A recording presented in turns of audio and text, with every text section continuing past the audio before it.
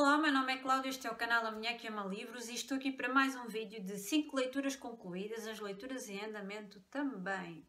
Eu fiz 5 leituras de autores com nacionalidades completamente diferentes, li 2 livros físicos e 3 e-books. Então, vamos começar.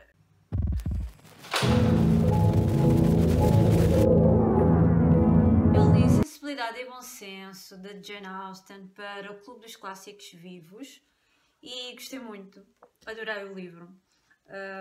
E gostei muito de conhecer estas duas personagens, protagonistas da história, que são duas irmãs, a Eleanor e a Marianne. Elas são muito diferentes uma da outra, o que torna a história muito mais engraçada. Têm defeitos, qualidades, lidam de forma diferente com os obstáculos, com os problemazinhos do coração, e têm uma relação de muita ligação, cumplicidade e de irmãs, não é? Uma relação de irmãs deve ser assim. É costume, os clássicos de Jane Austen não têm grandes acontecimentos, não têm muita ação, não esperem isso quando forem ler o livro. É realmente uma narrativa mais lenta, mas primorosa. Jane Austen encanta-me imenso. Eu adoro. Portanto, eu recomendo, eu gostei muito, adorei o final. Gostei muito do final da Eleanor, é a minha personagem preferida. E não gostei tanto daquilo que... Eu gostei muito do que aconteceu durante toda a história.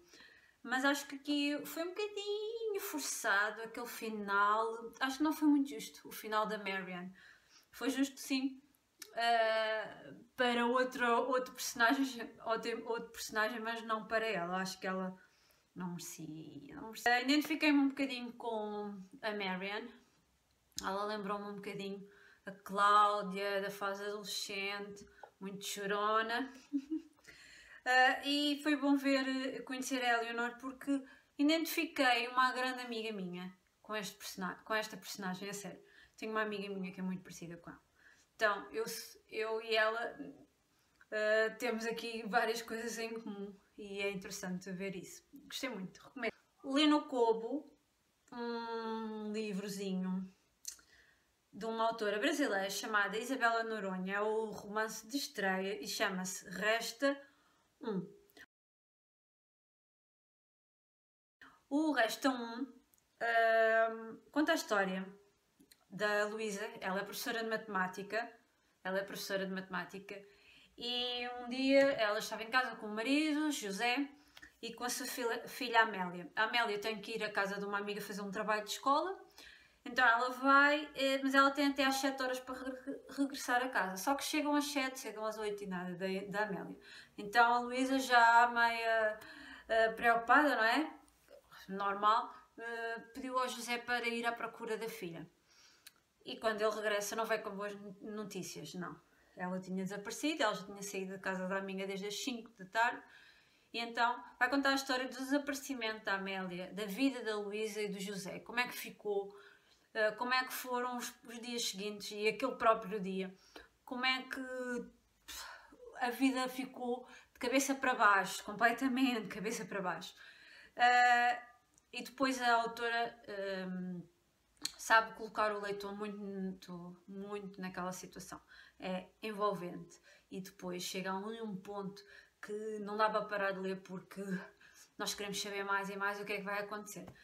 A história é contada de várias formas. Primeiro nós temos os capítulos da Luísa no presente, muitos anos depois, como é que ela agora está, depois de tudo o que aconteceu há uns anos atrás. Depois temos os capítulos do passado, que vão contar o desaparecimento da Amélia e aquele dia, as procuras, as idas à polícia, como é que o José lidou com a situação. E depois temos uns capítulos que eu sugiro que quem ler o livro fique atento a esses capítulos, porque são capítulos misteriosos e mais não digo. São capítulos que começam pelos dias da semana e eu não vou dizer mais, está bem? Gostei muito e estou ansiosa para a Isabela escrever outro livro para eu ler, porque eu gostei mesmo muito. Depois eu li outro livro no e-book, depois eu li outro livro no Kobo, de um autor francês que ainda não foi traduzido em Portugal e já tinha lançado 2 livros de contos e os contos venceram prémios em Hemingway. Então ele lançou um primeiro romance chamado O Leitor do Trem, das 6h27. E que começa muito bem. Nós temos o nosso protagonista, francês, que eu agora não sei pronunciar o nome.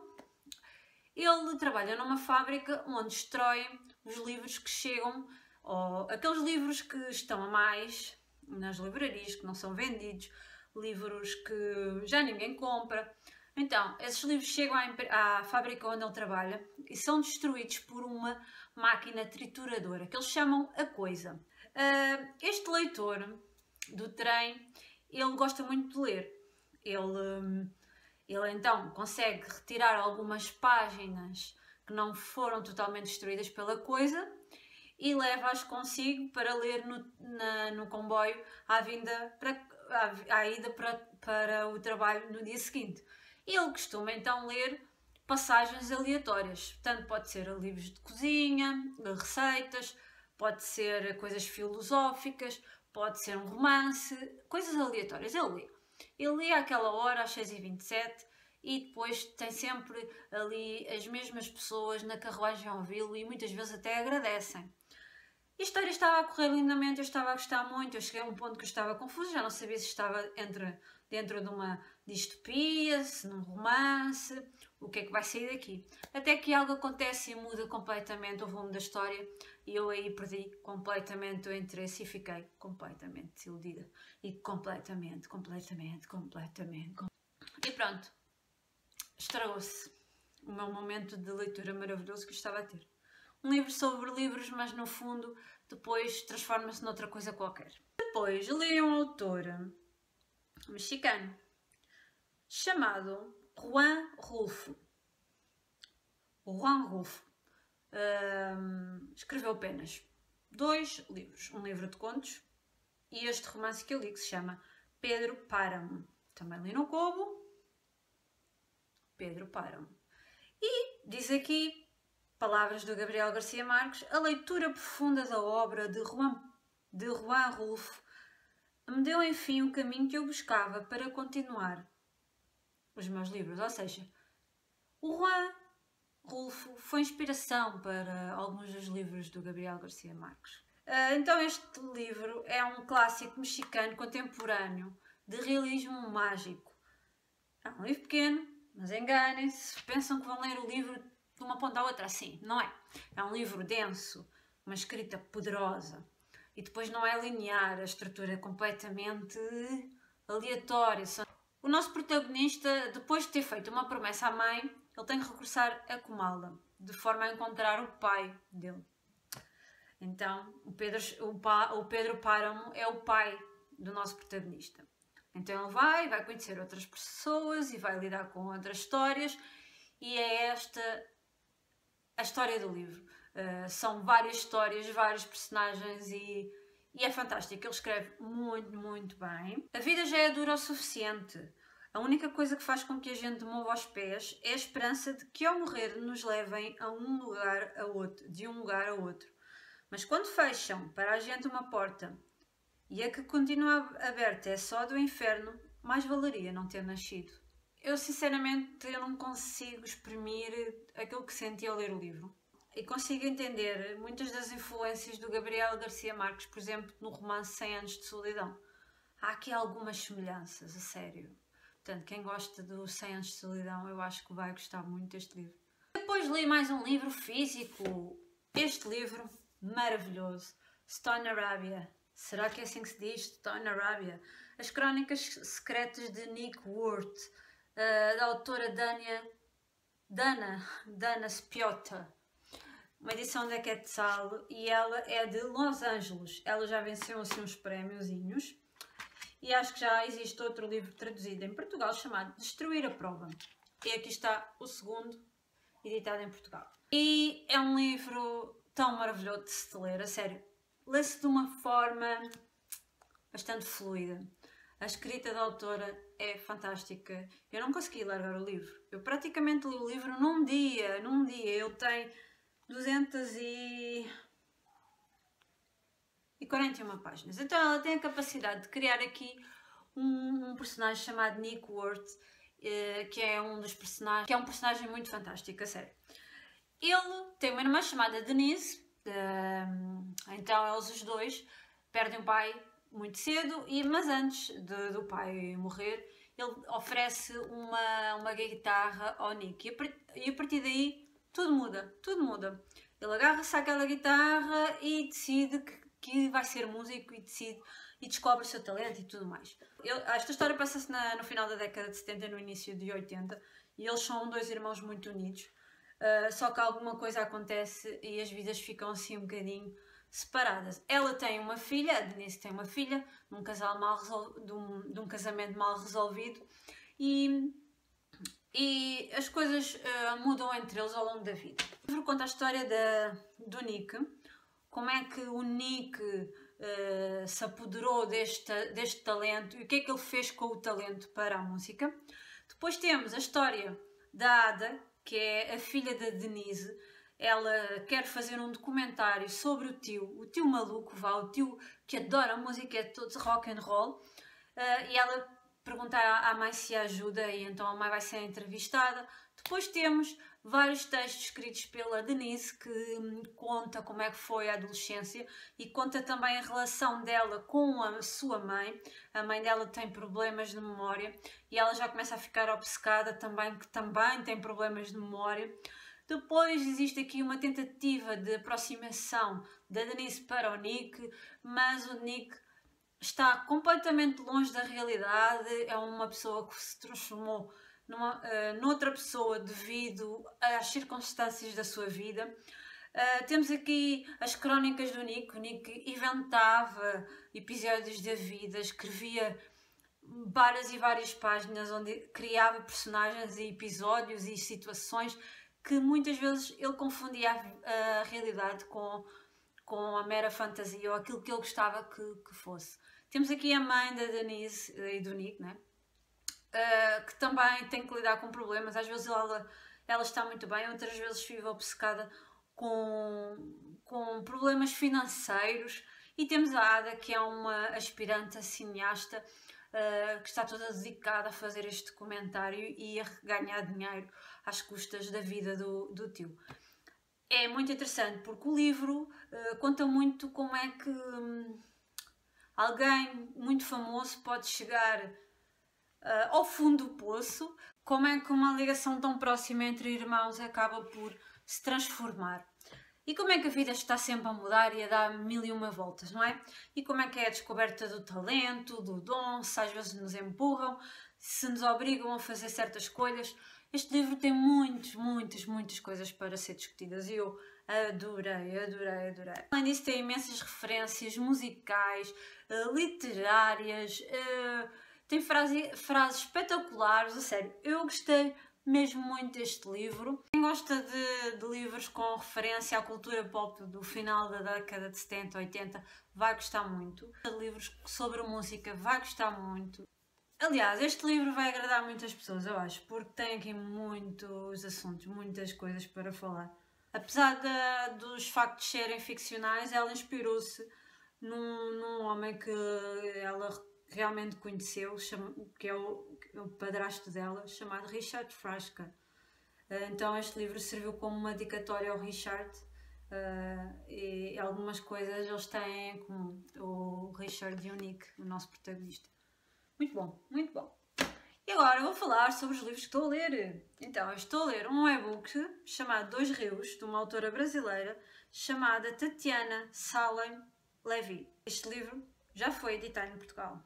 Assim como A Chave da Casa, acho que se chama A Chave da Casa, que é o romance mais conhecido e com mais sucesso da autora brasileira. Dois Rios.